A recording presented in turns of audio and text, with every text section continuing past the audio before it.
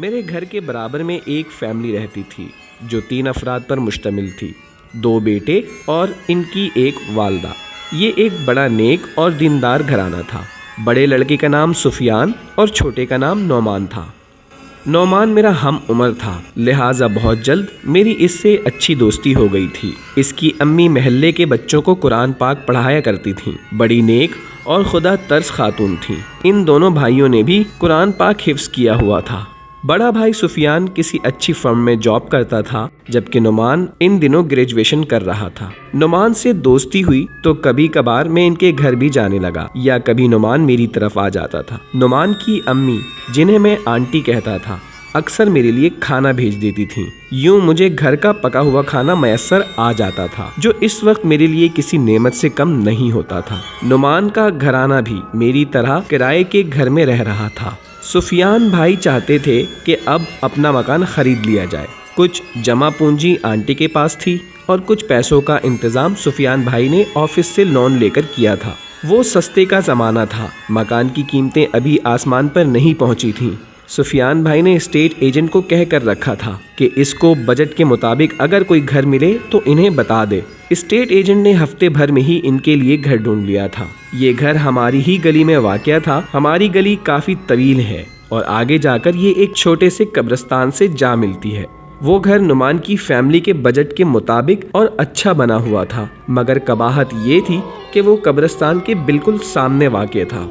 میں اس شام نعمان کے گھر گیا تو آنٹی نے بتایا کہ گھر بہت اچھا بنا ہوا ہے۔ وہ اور نعمان آج ہی وہ مکان دیکھ کر آئے تھے۔ 3 کمروں پر مشتمل یہ مکان ان کی فیملی کے لیے کافی تھا۔ ایک فاضل کمرہ مکان کی چھت پر بھی بنا ہوا تھا۔ آنٹی نے مجھ سے کہا کہ فیصل بیٹا، اگر ہم نے وہ خرید لیا تو تم اوپر والا کمرہ لے لینا۔ میں بھی خوش ہو گیا۔ ٹھیک ہے آنٹی، جو کرایہ میں ابھی مالک مکان کو دیتا ہوں وہ آپ کو دیا کروں گا۔ انہوں نے مجھے پیار بھری ڈانٹ پلائی اور کہا، تمہارا کرایہ بچانے کے لیے تو تمہیں یہ پیشکش کی ہے۔ بہرحال نعمان اور آنٹی کو وہ مکان پسند آ گیا تھا اور مکان کی چابی نعمان اپنے ساتھ لے آیا تھا کہ شام کو سفیان بھی مکان دیکھ لے تو پھر خریدنے کی بات کی جائے۔ اتنے میں سفیان بھائی بھی آ گئے۔ انہوں نے مکان کی چابی یہ کہہ کر نعمان سے لے لی کہ آج تو وہ بہت تھکے ہوئے ہیں، کل شام وہ دفتر سے واپسی پر مکان دیکھتے ہوئے آئیں گے۔ یہ دوسرے دن کی بات ہے۔ رات کے کوئی 12 بجے تھے۔ میں گہری نیند میں تھا کہ اچانک دروازہ زور زور سے بجنے کی تیز آواز سے میری نیند ٹوٹ گئی۔ میں نے وال کلاک کی طرف دیکھا تو 12 بج رہے تھے۔ یا اللہ خیر، اتنی رات گئے کون ہو سکتا ہے؟ یہ سوچتے ہوئے میں اٹھ بیٹھا اور تیزی سے دروازہ کھولنے بڑھا۔ جیسے ہی دروازہ کھولا، سامنے حواس باختہ نعمان کھڑا تھا۔ وہ بے حد گھبرایا ہوا تھا۔ وہ جلدی سے بولا، فیصل جلدی سے میرے ساتھ چلو، سفیان بھائی کو نہ جانے کیا ہو گیا ہے۔ وہ مکان دیکھنے گئے تھے اور ابھی گھر پہنچے ہیں۔ آتے ہی چلانے لگے، مجھے بچا لو، مجھے بچا لو، اور پھر گر کر بے ہوش ہو گئے۔ میں نے جلدی سے دروازے کو تالا لگایا اور نعمان کے ساتھ ان کے گھر آ گیا۔ سفیان بھائی کو نعمان نے برآمدے میں پڑی ہوئی چارپائی پر لٹا دیا تھا۔ وہ ہوش و حواس سے بیگانہ بے سد پڑے ہوئے تھے۔ آنٹی شاید اندر کمرے میں سوئی ہوئی تھیں۔ ہم نے انہیں اس وقت اٹھانا مناسب نہیں سمجھا۔ میں نے نعمان کو ٹیکسی لانے بھیج دیا تھا اور خود سفیان بھائی کو ہوش میں لانے کے جتن کرنے لگا تھا۔ میں نے جیسے ہی انہیں چھوا، ان کا جسم بخار میں تپ رہا تھا۔ اتنی دیر میں ٹیکسی آ گئی۔ ہم سفیان بھائی کو لے کر ہاسپٹل چلے گئے۔ ہاسپٹل میں سفیان بھائی کا فوری طور پر علاج شروع ہو گیا تھا۔ انہیں دوسرے دن ہوش آیا تھا۔ نعمان نے صبح آنٹی کو سفیان بھائی کے بارے میں بتایا تھا۔ جب سے وہ ہاسپٹل میں سفیان بھائی کے سرہانے بیٹھی دعائیں پڑھ پڑھ کر ان پر پھونک رہی تھیں۔ جوان بیٹے کی یہ حالت دیکھ کر ان کے آنسو نہیں رکتے تھے۔ سفیان بھائی کو جیسے ہی ہوش آیا وہ چلانے لگے، بچاؤ بچاؤ، خدا کے لیے میری مدد کرو۔ ان کی چیخو پکار سن کر ڈاکٹر صاحب آ گئے اور ہمیں کمرے سے باہر بھیج کر ان کا معائنہ کرنے لگے۔ بعد میں نعمان کے استفسار پر ڈاکٹر نے بتایا کہ سفیان بھائی کسی چیز سے ڈر گئے ہیں۔ جب ان کا یہ خوف دور ہو جائے گا تو وہ نارمل ہو جائیں گے۔ انہوں نے یہ بھی کہا کہ ان کی ذہنی حالت ٹھیک نہیں ہے، اس لیے ان سے زیادہ بات نہ کی جائے۔ سفیان بھائی ہاسپٹل میں تقریباً 1 ہفتہ ایڈمٹ رہے تھے۔ اس دوران آنٹی اور نعمان بہت پریشان رہتے تھے۔ رفتہ رفتہ ان کی حالت بہتر ہوتی چلی گئی۔ آنٹی نے بھی سکھ کا سانس لیا آخر کار انہیں ہاسپٹل سے چھٹی مل گئی اور وہ گھر آ گئے۔ وہ بالکل نارمل ہو چکے تھے، لیکن ابھی انہوں نے آفس جوائن نہیں کیا تھا۔ آفس سے انہیں میڈیکل لیو مل گئی تھی۔ اس شام میں نعمان کے گھر گیا تھا۔ سفیان بھائی بڑے خوشگوار موڈ میں خوش گپیوں میں مصروف تھے۔ ہم سب نے رات کا کھانا اکٹھے کھایا۔ نماز کے بعد آنٹی ہم تینوں کے لیے چائے بنا کر لے کر آئی تھیں اور خود سونے چلی گئیں۔ دوسرے دن اتوار تھا، اس لیے مجھے بھی گھر جانے کی جلدی نہیں تھی۔ ہم ادھر ادھر کی باتیں کر رہے تھے۔ اچانک ہی نعمان نے سفیان بھائی سے پوچھا، بھائی جان اس دن ایسا کیا واقعہ ہوا تھا جو آپ اتنے خوفزدہ ہو گئے تھے؟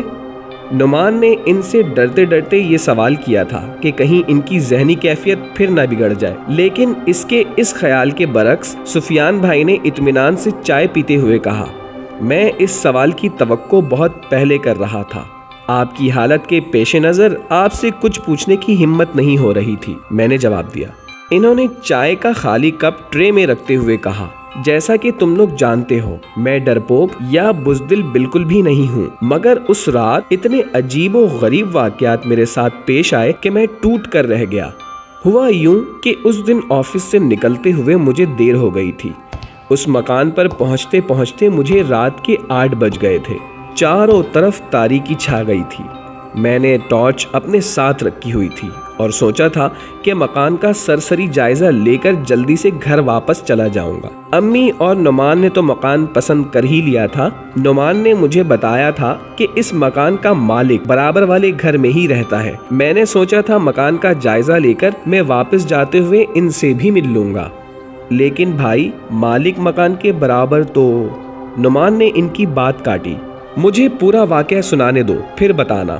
انہوں نے گہری سانس لی اور پھر کہنا شروع کیا، میں اس مکان کے دروازے پر پہنچا تو وہاں ایک مضبوط تالا لگا ہوا تھا۔ جیسے ہی میں نے تالا کھولا تو مجھے عجیب سی بے چینی محسوس ہونے لگی تھی۔ میں اندر داخل ہوا۔ وہاں اتنا گہرا اندھیرا تھا کہ ہاتھ کو ہاتھ سجھائی نہیں دے رہا تھا۔ میں نے ٹارچ آن کی اور اس کی روشنی میں اطراف کا جائزہ لیا تو دیکھا کہ در و دیوار اور فرش مٹی سے اٹے ہوئے تھے۔ جگہ جگہ مکڑیوں نے جالے تانے ہوئے تھے۔ میں جس کمرے میں اس وقت کھڑا تھا وہاں دیوار کے ساتھ دائیں طرف کرنے میں سیاہ لکڑی کی بنی ہوئی الماری رکھی تھی۔ اس الماری پر کچھ نقش و نگار بھی بنے ہوئے تھے جو ایک عرصہ گزرنے کی وجہ سے پھیکے پڑ گئے تھے۔ الماری کا ایک دروازہ کھلا ہوا تھا اور ان میں کپڑے رکھے ہوئے نظر آ رہے تھے۔ میں حیران تھا۔ میری اطلاع کے مطابق یہ مکان بالکل خالی تھا، لیکن سامان کی موجودگی یہاں کسی کے رہنے کا پتہ بتا رہی تھی۔ میں بے حد حیران ہوا۔ بظاہر یوں لگتا تھا جیسے اس کمرے میں برسوں سے کوئی نہیں آیا۔ میں نے ٹارچ کی روشنی ذرا گھمائی تو ایک سمت میں لکڑی کا دروازہ نظر آیا جو شاید کسی دوسرے کمرے میں کھلتا تھا۔ ہر شے پر مٹی کی تہ جمی ہوئی تھی۔ میں اس کمرے میں داخل ہوا۔ یہاں بھی ایک کونے میں ویسی ہی لکڑی کی الماری اور کمرے کے وسط میں بھاری میز رکھی ہوئی تھی جس کے گرد کچھ کرسیاں بھی رکھی ہوئی تھیں۔ میں نے ٹارچ کی روشنی ذرا اوپر گھمائی تو بری طرح اچھل پڑا۔ مجھے محسوس ہوا تھا کہ کرسی پر کوئی بیٹھا ہوا تھا۔ چند لمحوں تک میں ساکت ہو کر رہ گیا تھا اور میرا دل زور زور سے دھڑکنے لگا تھا۔ میں نے قریب جا کر ٹارچ کی روشنی میں بغور کرسیوں کا جائزہ لیا تو وہ خالی پڑی تھی اور ان پر مٹی جمی ہوئی تھی، جیسے برسوں سے انہیں کسی نے ہاتھ بھی نہ لگایا ہو۔ میں نے اس انسانی حیولے کو اپنا وہم سمجھا۔ اس کمرے کا ماحول چکرا دینے والا تھا۔ میری جگہ کوئی اور ہوتا تو چیخیں مارتا ہوا بھاگ کھڑا ہوتا۔ یہاں کی کوئی بات میری سمجھ میں نہیں آ رہی تھی۔ کمرے کی حالت بتا رہی تھی کہ برسوں سے یہاں کسی نے قدم نہیں رکھا ہے۔ مکان کا مالک اسے بیچنا چاہتا تھا۔ خریدار اسے آ کر دیکھتے ہوں گے۔ کیا اتنے عرصے میں مکان کا مالک بھی یہاں نہیں آیا؟ اس قسم کے بہت سے سوالات میرے ذہن میں آ رہے تھے، مگر میں کچھ بھی نہیں سمجھ پا رہا تھا۔ حالات جو بھی تھے میری سمجھ سے بالا تر تھے۔ میرے دل میں تجسس پیدا ہو گیا تھا اور میں نے فیصلہ کیا کہ اس گھر کو پورا دیکھوں گا۔ کم از کم اتنا تو پتہ چل جاتا کہ مکان خالی ہے یا اس میں کوئی رہ رہا ہے اور یہ سامان کس کا ہے۔ میں دبے قدموں اندر کی جانب بڑھا۔ کاش مجھے معلوم ہوتا کہ یہ جگہ آصف زدہ ہے اور یہاں آ کر میں بہت بڑی مصیبت میں پھنس جاؤں گا تو میں یہاں کبھی قدم نہیں رکھتا، لیکن ہونے والی بات ہو کر رہتی ہے۔ کسی کو معلوم نہیں ہوتا کہ آئندہ کیا پیش آنے والا ہے۔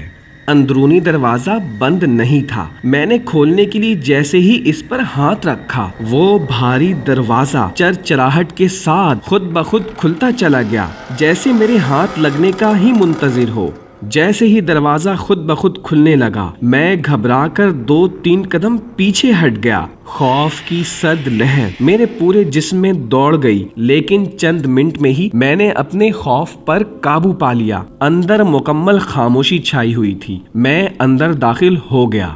وہ دروازہ ایک راہداری میں کھلتا تھا۔ میں وہ مختصر راہداری عبور کرنے لگا۔ راہداری ختم ہوئی تو میں نے خود کو برآمدے میں کھڑا پایا۔ برآمدے میں دائیں ہاتھ پر لکڑی کا ایک زینہ اوپر کی طرف جا رہا تھا۔ زینے کے ساتھ ایک کمرہ تھا۔ راہداری اور کمروں میں حشرات الارض نے رہائش اختیار کی ہوئی تھی۔ میرا تجسس بڑھتا جا رہا تھا۔ چند لمحے میں ادھر ادھر دیکھتا رہا، پھر ٹارچ کی روشنی میں آگے بڑھنے لگا۔ میرے دماغ پر خوف طاری تھا، اس میں اب اور اضافہ ہو گیا تھا۔ جوں میں آگے بڑھ رہا تھا، خوف کی لہریں میرے رگ رگ میں سرایت کرتی جا رہی تھی۔ عجیب ویران عمارت تھی، اس کے در و دیوار سے خوف و وحشت کی لہریں نکل رہی تھی۔ میں حیران تھا، امی اور نعمان نے اس گھر میں کیا دیکھا جو وہ اس قدر تعریفیں کر رہے تھے؟ بھائی جان، ہم نے جو مکان دیکھا تھا وہ ہرگز ایسا نہیں تھا، نعمان جھٹ سے بولا۔ سفیان بھائی، آپ آگے سنائیں، پھر کیا ہوا؟ میں نے تجسس بھرے لہجے میں انہیں ٹوکا۔ انہوں نے بات جاری رکھتے ہوئے کہا، زینے کے قریب جو کمرہ بنا ہوا تھا، اس کا دروازہ بند تھا۔ ایک بار تو دل چاہا کہ سب کچھ چھوڑ چھاڑ کر اس پر اسرار مکان سے دور بھاگ جاؤں، لیکن دوسرے ہی لمحے میں نے خود کو سنبھالا اور تسلی دی کہ تم ایک بہادر اور دلیر انسان ہو۔ تم نے حالات سے کبھی ڈرنا اور بھاگنا نہیں سیکھا۔ حقیقت یہ ہے کہ اس سوچ نے میرے دل کو بہت ڈھارس بندھائی ہوئی تھی اور مجھ میں ایک نیا جوش پیدا کر دیا تھا۔ میں نے سوچ لیا کہ اب پورے مکان کا جائزہ لے کر میں یہاں سے جاؤں گا۔